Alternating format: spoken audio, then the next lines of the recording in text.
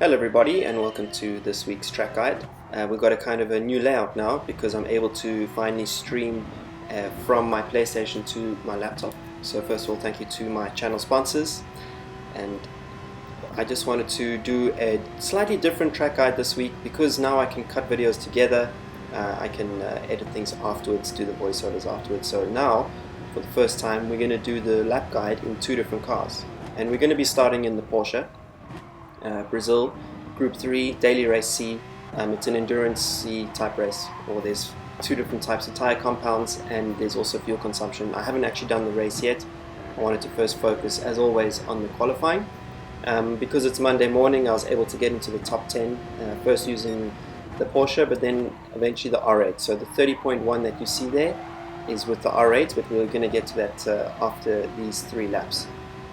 So the main thing here is I wanted to choose two cars which had completely different characteristics. The Porsche tends to understeer more these days, and it's actually more stable and easier to race with, whereas the R8 is obviously much faster, but not as easy to drive, and I think in the race will be eating its tires. So without having done the race yet in these two cars, I do suspect that the Porsche can maybe put up a fight just because of tire wear, because in this race, even though there's the option of the hard and the medium, you want to do the medium. That's going to be my guess, and especially on these qualifying laps, you want to do the medium. So starting a new lap here, you really want to get a good exit. Well, it actually starts with the entry to the last corner. You don't want to lose the rear through there. I do think I lose it one or two times during this session. So once you get a stable entry, you want to get on the car as early as you can and then run the straight as tight as possible, minimizing distance cover. This is the key thing. Heading down to turn 1, you want to brake just before the 50-meter board, down into the corner, use as much curb as you can. You can go down the gears as aggressively as you want, use the gears there again, and then push as hard as you can through here. Easy flat as long as you're using the curbs. Don't run wide, otherwise you may get a track limit penalty, but you can use the curbing on the exit. Now for the next corner, it's a downhill left-hander, braking just after the 100-meter board on the medium tires.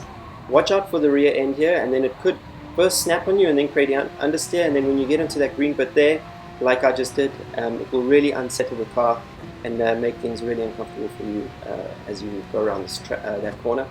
Going through here, long right-hander, second gear, don't have to go to first, just try and tap the accelerator to help with rotation through the car, and then there you can actually use a bit more curb.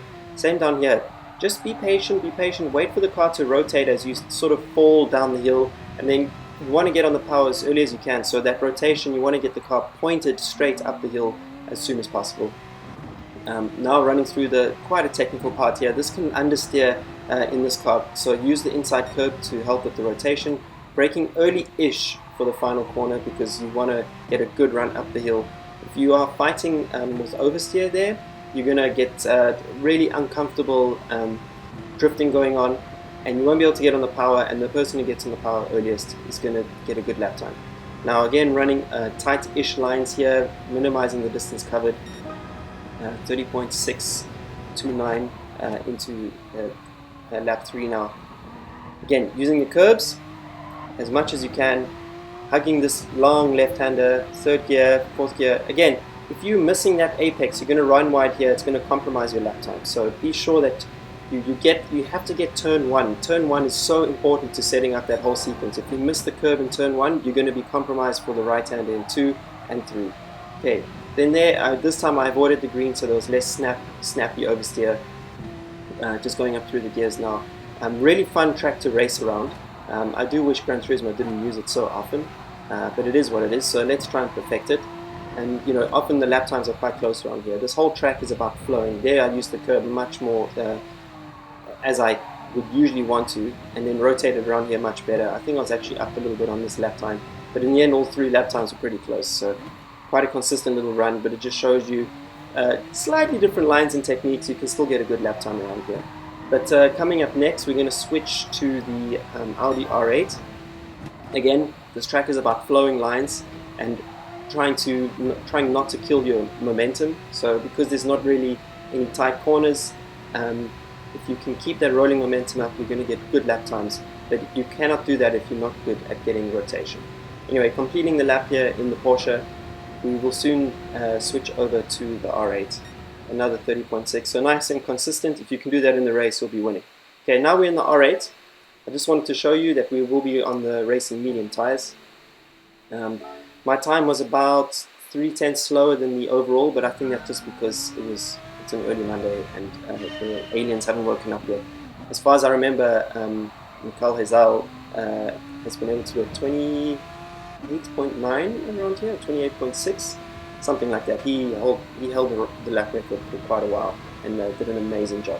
Okay, so heading now on the R8, rev out as much as you can. This is a mid-engine car, which is very important to note because there's a key difference in the technique when you use the mid-engine cars compared to the Porsche, for example.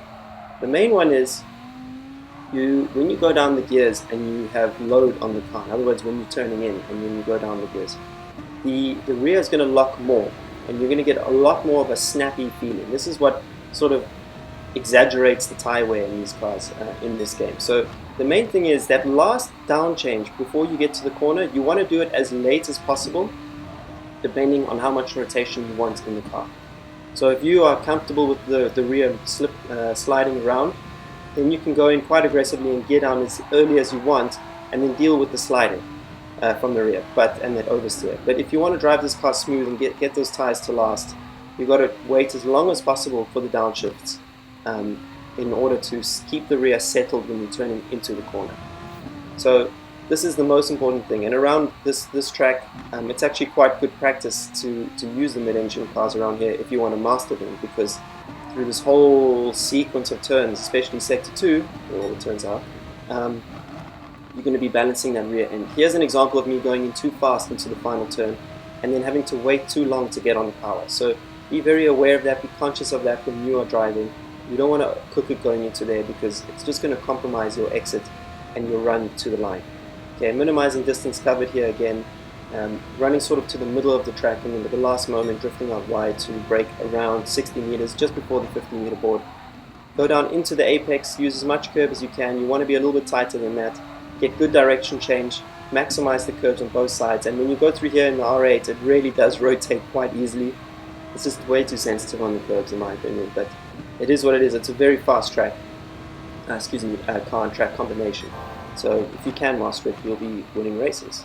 Again, changing down late down to second gear just for that last little bit of rotation, and getting on the power as early as you can. You want to point down, you want to point straight on that apex as soon as possible, because if you wait too long off the power in that double left, you're really going to be compromised. Going up the hill here, you can go on and off the throttle to help with to manipulate the car and get better turning in the middle of the corner. And here, just tease the throttle the whole way through because you're falling down the hill effectively, and you just want to balance that out as much as you can, and using the throttle will really help. First gear here, if you go to second gear through that right-hander, it's okay, but it's just gonna, if you don't get it perfect, you're gonna miss out on acceleration on the exit. And here, a little bit of a better approach as compared to the first flying lap, but overall you can still go in a bit smoother. If you brake a little bit earlier and use more curb without losing the rear end, then you can get on the power sooner and run it up the hill. Here's an example of, if you're on a really, really good lap, you can actually run all the way next to the pit lane wall, because that's honestly the shortest way around here, and in this game it really doesn't punish you if you do that. So again, when you think that you're on your lap, that's going to be your qualifying lap, your ultimate sort of lap for the daily races, run as close as you can to the pit lane and the pit line, because that little bit of distance that you save is going to give you about half a tenth, maybe 400ths, and that really is the best thing that you can do around there. So obviously, if you're going to try and do a sequence of laps, like I always try to do when I'm trying to set a best lap, I hate the restart mentality. Try your best to avoid restarting all the time, and rather get into a rhythm and learn the track more with sequences of laps. And it's really good practice for real life as well if you ever do go there, because in real life obviously you can't keep restarting. If you miss the apex into turn 1, you have to finish that lap and then try again on lap 2. Anyway, I really hope that you enjoyed this sort of new approach to the lap guides. I will be doing more of these this month. Well, we're heading now into race week, and I'll be away quite a lot, but I'll try my best to fit in as many YouTube videos as possible. Until then, thank you so much for watching, and if you enjoyed this video, please like and share it with your mates. Also, big thank you to my Patreon subscribers and my channel sponsors. Anyway, until next time, hope you enjoyed it, hope you found it useful. Good luck in the daily races, and I'll catch you around the next lap. Cheers.